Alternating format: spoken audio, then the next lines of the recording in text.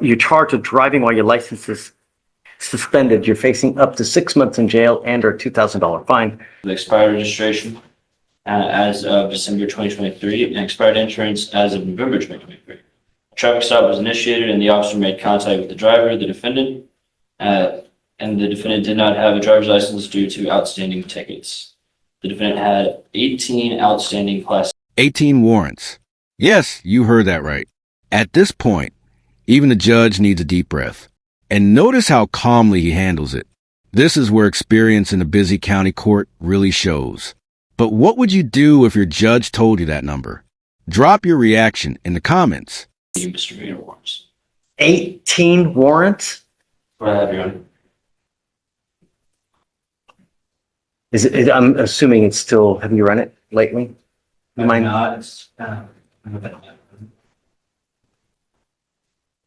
Mr. Espinosa, I'm going to find that there's sufficient probable cause to go forward with your case.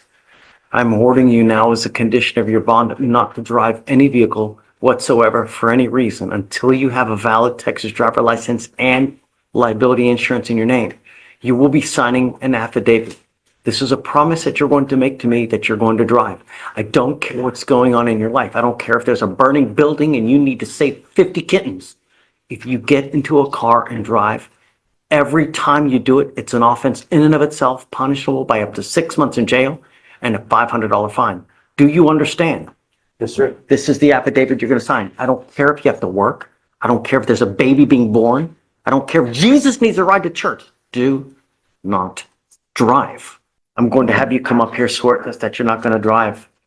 Do you have the ability to hire a lawyer, Mr. Espinosa? Do you have the ability to hire a lawyer? I hired one. Oh, Judge, Brian Levine signed on this morning. Yeah. Oh, At the Sully attorney this week. okay. I guess let's do this. I'm going to have you swear to us you're not going to drive. I'll get you to Victoria, sign a reset, and then we'll have you take a seat while we wait for your lawyer to get here. Do not leave until he gets here and we have you sign a reset and excuse you. All right? Come on. Judge, counsel is a. Mr. Sosa, you're charged with interference with the duties of a public servant. You're facing up to 6 months in jail and or a $2,000 fine. We are going to do probable cause. You have the right to remain silent. Anything you say can or will be used against you, sir. On April 9th, 2025, in Harris County, Texas, an officer was dispatched with a call for a suspicious person. The witness stated there was a Hispanic male in the back of the business causing a disturbance. The witness stated that the male was intoxicated and threatened an employee. The officer went to the back and noticed the male arguing with several people. The officer gave several verbal commands for the defendant to stop. The officer told the defendant he was going to be detained for safety. And the defendant continued to walk away and stated, it's all. This is a rare moment. You can literally hear the judge doubting the officer's probable cause in real time. Judges don't say no PC lightly. This is a great example of how body language, communication barriers, and unclear commands can flip a case entirely. It's always the Hispanic trying to get the Hispanic. The defendant refused all verbal orders given to him, and the officer detained the defendant and identified him by the Texas driver's license. The officer noticed that while detaining the defendant, the defendant continued to say, why for your broke stand. What did he do? How did he interfere with anything? I didn't hear anything. Hispanic on Hispanic injustice or what? Additionally, Judge, do we know that this was being told to him in Spanish? He's clearly not English. You're losing? Your Honor, the only thing I have is that the officer was continue to walk away. He's walking while Hispanic or what? No, I'm going to find no probable cause. All right, sir. There are people, when they drink, they become very happy. They are the life of the party. And there are people who, when they consume alcohol, they become the devil incarnate. If this is you, it's probably not a good idea to drink. Now, I'm finding no probable cause in your case, but be careful. You know, we have enough violence in this place as it is. All right? Please, take a seat for me. You are Miss Murphy Smith. Yes. Ma'am, you're charged with theft. You're facing up to 6 months in jail and or a $2,000 fine. We are going to do probable cause. You have the right to remain silent. Anything you say can or will be used against you. You have the right to have an attorney present. If you cannot afford one, one will be appointed to you, ma'am. Okay. On September 29th, 2023, a law enforcement officer was dispatched to a residence and made contact with the complaining witness. The complaining witness stated that the defendant and her mother took items from her vehicle and would not return them. The complaining witness stated that she had been contacted by a friend informing her of the theft and that the defendant had stated she was going to spend all of the complaining witness's money and max out her credit cards. The complaining witness inspected her vehicle and found her belongings missing. The law enforcement officer spoke with the defendant over the phone. Excuse me, ma'am. And the defendant admitted to take the items when given the opportunity to do so. The approximate value of the items taken was $600. Okay. Ms. Murphy Smith, I'm going to find that there's sufficient probable cause to go forward with your case. I'm ordering you now as a condition of your bond not to have any contact with the complaining witness, not to go where they live, and not to go near their car. These are your bond conditions. If you violate these conditions, a warrant for your arrest will be issued. You will go into custody. No more PR bonds. Do you understand, ma'am? Yes? Yes, sir. You have the ability to hire a lawyer, ma'am. No. We will have you fill out an application. I'll take a look to see whether you qualify. If you do, we'll provide your lawyer today. Deputy Miranda's going to give you an application. I'm going to have you sign a reset with Victoria. We'll have you take a seat in the jury box and then don't leave until we release you, ma'am. Okay? Please. Mr. Ramon, you are charged with theft. You're facing up to 6 months in jail and or a $2,000 fine. We are going to do probable cause. You have the right to remain silent. Anything you say can or will be used against you. You have the right to have an attorney present. If you cannot afford one, one will be appointed to you, ma'am. On April 9th, 2025, in Harris County, Texas, an officer was dispatched to a theft at Target. The officer arrived and made contact with loss prevention employees who stated they observed two Hispanic females, later identified as the defendant and co-defendant.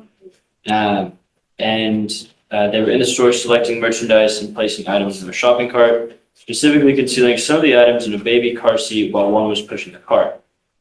While this defendant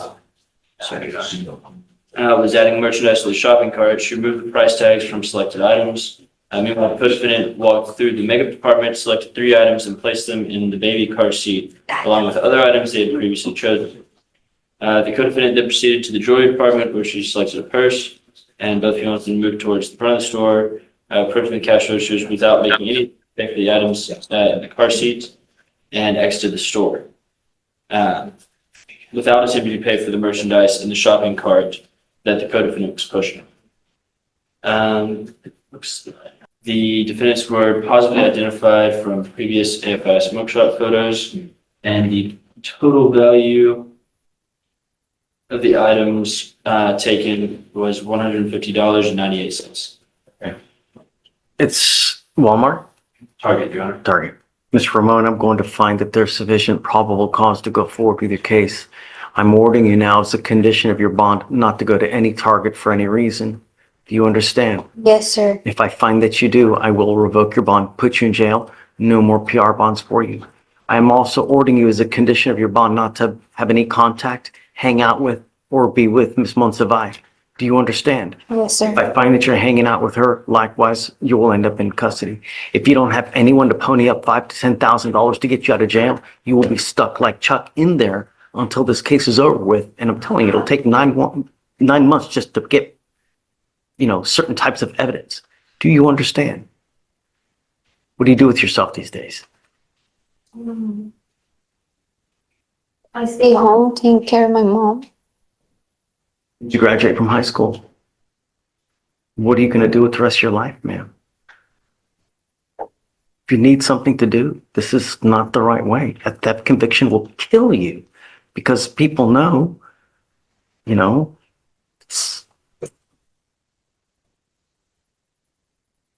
need something to do.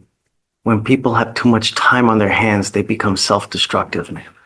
You need something to do, and now is the time for you to figure out what you're going to do with the rest of your life. You only have so much time. Before you know it, 5 years will pass. If you've done nothing, you're either going to, hanging out with the wrong crowd and be reliant on a man. You need to be strong as a woman. Never rely on a man. Knowledge is power. We're going to work on that. Do you mind appointing her a lawyer? So what we're going to do now is I'm going to have you go to Victoria, sign a reset. We'll have you take your seat in the jury box. I'm going to find you a lawyer here, and then we'll figure out how we're going to go forward. Don't become a danger to our community. Don't hang around with the wrong people. They're just gonna bring you down. You understand, man? Okay, come on. This way. Over, over, over, and over. Now on our fourth.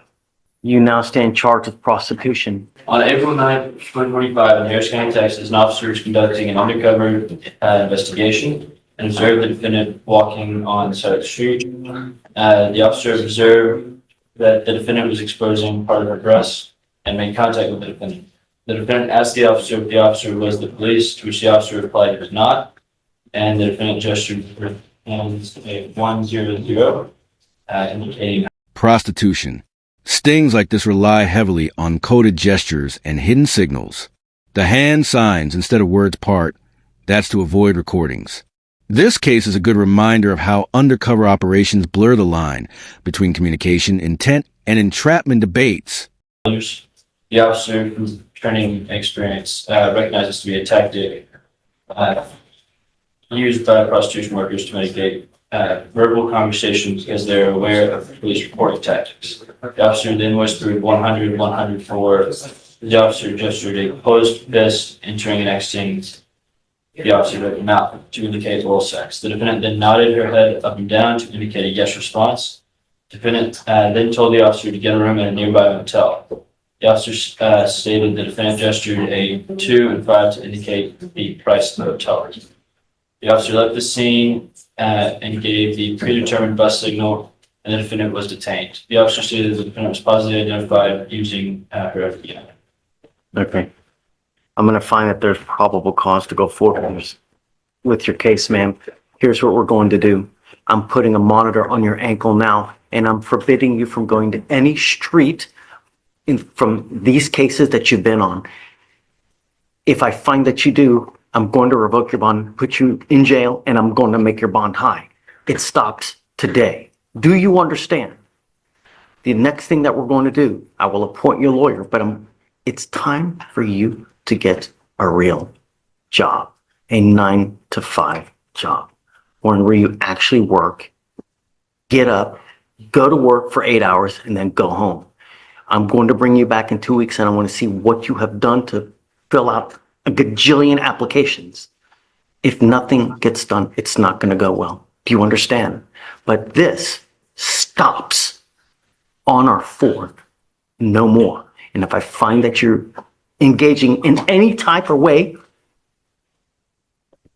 do you understand? So I'd like to look at all the streets for every single case that we've had here, and then we're going to forbid her from going to any of these streets. I want it to ding and a GPS monitor so that we know she's not going to any of these streets. And we'll go from there. I'm going to have you sign a receipt with Victoria, and then I'm going to have you take a seat in the jury box while we work out all the details, man. Please. Purpose of the monitor other than the exclusions, did you want a curfew or anything? Yeah, I guess so. Right. Yeah. Let's do a curfew so she's not out in the middle of the night. 7? No, I mean, I don't want it to be restrictive, like 9 to 6. Yeah. I don't want her going anywhere near any of the streets on any of those prior cases. No drugs, no alcohol, and must get a full-time job. Mr. Finley, you're charged with evading arrest or detention and unlawful carrying of a weapon. We are going to do probable cause. You have the right to remain silent. Anything you say can and will be used against you. You have the right to have an attorney present. If you cannot afford one, one will be appointed to you, sir. Judge, I'd like to start out by prefacing that the unlawful carry is based on the defendant being under 21 years of age. Okay. And then I'll proceed with the. Yeah. On April 10, 2025, in Harris County, Texas, a law enforcement officer was dispatched to a disturbance from a weapon call. The 911 caller gave a description of an individual with a gun at an intersection. The law enforcement officers, upon arrival, found a defendant who matched the description in the intersection. The defendant looked at the law enforcement officers, marked the car, and ran from the law enforcement officers. Law enforcement officers then said to the defendant, "Police, stop," and the defendant disregarded the command and kept running. The defendant then ran into an apartment complex and met a dead end, then stopped running and was detained. The defendant. So they saw the gun on him. They saw him with a gun. Your Honor, it's I don't know that they saw him. It's after he was detained, they found the gun in his front right pocket. What led them to him in the first place? There was a 911 call. It seems the 911 caller did see the gun. Okay. And then the officers were dispatched. That's the description of this dude with the gun. Yes, Your Honor. So cops come, he takes off. Okay. And then he was detained after evading for approximately 100 yards. And then the law enforcement officers searched the defendant and found a pistol in the defendant's front right jacket pocket, a small bag of marijuana in the defendant's front right hand. Okay. Here's the problem. You're on felony probation. So I'm going to find that there's sufficient probable cause, Mr. Finley. Let's do this. Do you mind appointing him a lawyer today? And then we'll have him talk to a lawyer. For now, you are not to use alcohol or dope, be in possession of a weapon. You're on felony probation where you're looking at 2 to 10 in the penitentiary. You're supposed to live life as if you have a halo above your head, Mr. Finley, because if not, you're looking at up to 10 years prison. You understand? What do you do with yourself these days? Do you work? Go to school? Before that, I got arrested. I got fired. What were you doing? Where I saw up. Okay. It's time to get back to the jobs. You need to get a job. And I am making that a condition of your bond as well. If I find that you're not working, just doing nothing all day, it's not going to go well for you. I'm going to test you like crazy. If I find that you're using, it's not going to go well. Do you understand? I'm giving you the opportunity now to not use, because I'm telling you, I will test you 45 days from today. And if you continue to use, it's not going to go well for you. Do you understand? So back again in 2 weeks to see about a job. Okay. And then, so for now, I'll have you go to Victoria, sign a reset. We'll have you take a seat in the jury box while we have you sign bond conditions. You will meet shortly here with pretrial for your bond conditions. All I want are my streets to be safe. You do anything to my streets. You understand me? Come on. Your Honor, just to clarify. I'm finding probable cause on both cases. Both cases, yes, Your Honor. Thank you. Yeah, he's on felony probation, you know? Yes, Your Honor. You mind bringing up Miss Gibbs? Oh. Yes. Council for reset? Joseph, who you got? Judge, I've got Benny Hernandez. How you feeling? Yeah, not too great, but I'm managing. Judge, we can, this case, we could possibly do a plea on it today if we can do it all through the portal, if I can sign the documents through the Yeah, portal. I'm sure we can. Okay. Do you know what offer you're going to take? The state's offered 15 months of probation. Okay. This is the second Yeah, DWI. everything can be done through the portal. Do you have your guy's phone number so you can, talk Yes. to him outside? Yes, I do. I believe he's in the courtroom right now. Benny Hernandez, your lawyer's going to call you now. Step outside, talk to him about everything, and then when you come back in, we'll get it done. Please. Okay, Joseph, we'll get it written up and put in the portal for you. Thank you. All right. Sure. I'm bringing you out now is that your lawyer is asking for me to give you a PR bond on your failure to identify oneself. I don't know, I have to look at what's going on in your life to see, should we give you a PR bond? Are you a danger to the community? I mean, Not at all, sir. Not at all. I'm a college graduate. I've got 4 kids I need to take care of. I have a job. I have a vehicle. I have no problem getting to court at all. Like the last 2 court dates that I had with my felony, I had a miscarriage and I was in the hospital, and they're aware of that. everybody tells me it's little bunnies jumping in the woods. That's the only thing it was. It was I had a for real miscarriage. I get it. But you're on bond for a felony endangering a child. Mm-hmm. You've picked up 2 fraudulent uses. And now, after those 3 cases, you've now picked up a 4th case of failure to identify oneself. So They were all in this. stop. Okay. You have the right to remain silent. I just want to know what's going on Yes, to sir. see whether we should give you a PR bond, because this is not a revolving door, I understand that. Yeah. I apologize. So we're going to do probable cause. You have the right to remain silent. Anything you say can or will be used against you. Okay, please. Thank you. On April 2nd, 2025, the officer was monitoring a neighborhood police radio broadcast. The officer heard a broadcast call for the theft of a department store off of East Sam Houston Parkway in Harris County, Texas. The caller gave a description of the defendant and explained the defendant had just left the store. The officer arrived in the area and found the defendant as she was described by the caller, along with a male individual with the defendant. The officer observed the defendant and the individual enter into a motor vehicle and exit the parking lot. The officer observed the motor vehicle have no front license plate and expired registration. The officer conducted a traffic stop and made contact with the defendant, and the defendant identified themselves as Kathleen O'Brien, date of birth, May 24th, 1982. The defendant stated she did not have any ID card on her person. The officer looked up the defendant by the name and date of birth on the public safety photo, and they did not resemble the defendant. The officer asked for the name and date of birth of the defendant once again, and the defendant gave the same name and date of birth. Due to the photograph not matching, the officer attempted to confirm the defendant's name and date of birth with the mobile FIS that returned the actual identity of the defendant as Candace Lynn Gibbs, date of birth July 16, 1981, along with a Harris County Sheriff's Office mugshot of the defendant that matched the driver of the vehicle. So they didn't charge her with a theft? I don't believe so, Your Honor. Or they did not. So what's going on with the two fraud cases that she has that shows like no bond? Not sure. You know anything about those cases, Lori? No, sir. I know that she went to court on the 15th, 14th? 15th, yes, On the 15th I received an email from her felony attorney stating that this was the only case that was holding her in and to see if I could move her up to get her out. She said something that they weren't filed or they weren't, or something hadn't been done where. Yeah, she said they weren't filed yet. They're filed. I guess the judge just hasn't signed it yet. Your Honor, it looks like there was a plea offer made originally for the endangerment of a child.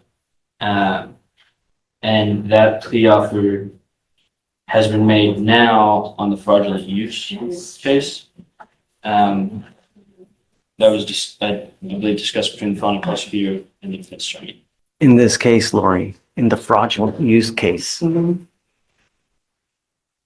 her clutch, as they pull them over, she has the identifying credit cards, debit cards of 1, 2, 3, 4, 5, 6, 7, 8, 9, 10, 11, 12, 13, 14, 15, 16, 17, 18, 19, 20, 21, 22, 23, 24, 25 different items of other people's identifying information.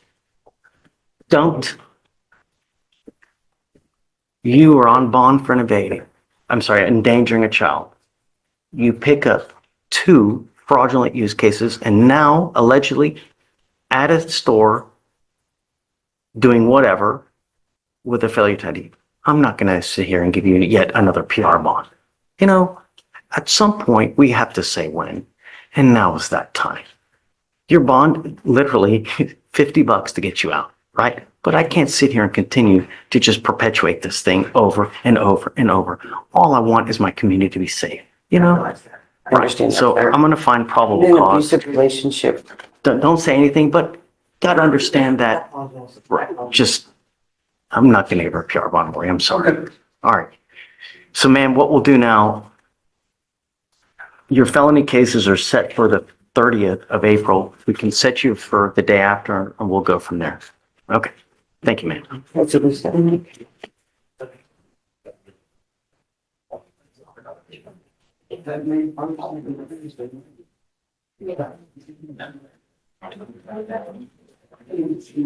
Okay, so Mr. Sherrill, you're charged with terroristic threat. You're facing up to a year in jail and or a $4,000 fine. We have already done probable cause. I found probable cause to go forward with your case. We set a bond. He's made the bond or no? Yes, he has. You've made the bond. Yes. Okay. So I am entering in what's called a magistrate's order for emergency protection. This is a court order that identifies Ms. Taylor as a protected individual. You cannot commit family violence or an assault against this person. Commit an act in furtherance of an offense under section 42.072 of the Texas Penal Code, which is the stalking statute. You cannot threaten, harass, use another person to communicate a threat or harassing behavior. You cannot be in possession of a weapon or go within 200 feet of where she lives or where she works. Do you understand? They're not currently together now? No. Okay, great. So there's just no, So, I don't want to talk about the case. no, it's not. She still like communicates with like my family and my friends. Like I don't even live here, and it's events come like my best friend's wedding. I'm going to the wedding, but she's trying to come. So how do I have Got to be careful, you know? You're not to have any contact with her, you know? Sounds like she's using, I don't know if she knows there's a restraining or a protection She order. is using, the officer was a personal friend, so that's why. Okay, well, So this merely says that you can't go to or near her residence, right? Where she lives, where she works. Don't have any contact with her. The problem is that there's a lot of vindictive people in this life. You know, if you go to the same place that she is and you end up bumping into each other and she says something to you, you know, it's a recipe for disaster. So you have to be very careful. If you go to this wedding and she's there, it's like a ticking time bomb. So you need to be just very careful because I don't know, you know, what kind of person she is. If she's that type of person, you got to be very careful because there are a lot of people that will call them and say, hey, this happened when it's just not true. And if it does, they issue the warrant and then it's up to you now. You pick up another charge. So just be careful, you know? All I want is just you not to have any contact with her. Don't be in possession of weapons. As long as you can do that, we're cool. I'm going to waive your appearance so you don't have to waste your time coming to court here as well. Just stay in touch with counsel and he'll tell you if and when you have to come back to court here. So you don't have to come back and forth every single court date. Just stay in contact and he'll let you know if and when you have to come back. I appreciate it. Do you have any questions? I guess so. You live in Baltimore, right? Okay. So for now, what I'm gonna have to do is I'll have you sign a reset with Victoria. We'll have you take a seat in the juror box. We'll get your bond conditions. I'll have you sign it, and after that, you're free to go. Okay? Hi, Anna. Good morning, Judge. Hi, privilege. Yeah. I've got a couple to talk to you about this morning. You do the easy ones first? Well, whenever I have to talk to you, Judge, they're never easy. That's not true. Fair enough, fair. But these, I know. Okay. the first one is gonna be Wilson Keonje. Start with the less difficult. Okay. Can we hear PC on this one? Is it, you say Keontae? Keonjae? Okay, yeah, of course.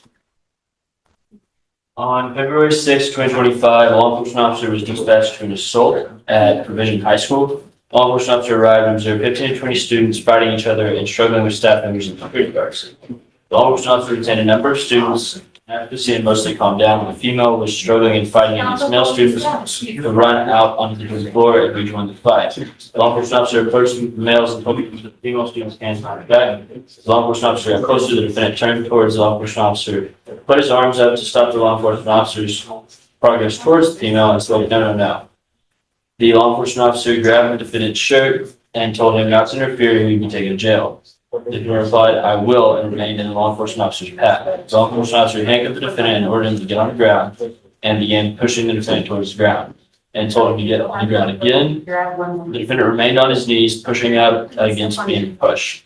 The law enforcement officer pushed the defendant down towards the wall. The defendant pushed up, causing the law enforcement officer to fall to the ground. The defendant righted herself before continuing to struggle with the defendant to get him to the ground.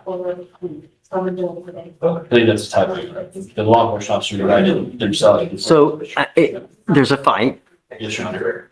The officer is asking him to move, get out of the way, so he can do whatever he needs to get done, and he just refuses to get out of the way. Yes, Your Honor. Anna? So it sounds like the interference is my client doing this. He's impeding the path of where he's trying to go or what he's trying to do. Okay. Right? I mean, That's what I have, Your Honor. is there a body cam on this? It looks like we do have a significant amount of video in. You seen the body cam? Does it show that? I have not watched them all because it's quite a bit, Judge. Okay.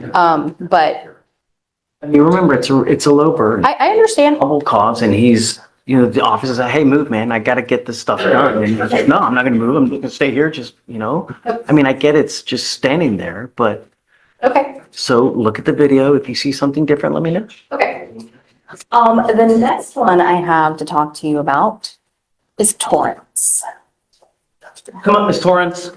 I've spoken with the state, and so there's kind of a couple of things going on. I'm assuming you want to do the BVR first. I've spoken with the state. We are going to ask for a hearing. I'll let the state speak for themselves because Your Honor, we do not have any toxicology back. We have blood alcohol report, but that is not the toxicology report. Well, talking about the bond violation Bond report. violation, I apologize. It's okay. I apologize. I don't think the state is prepared to have the hearing today.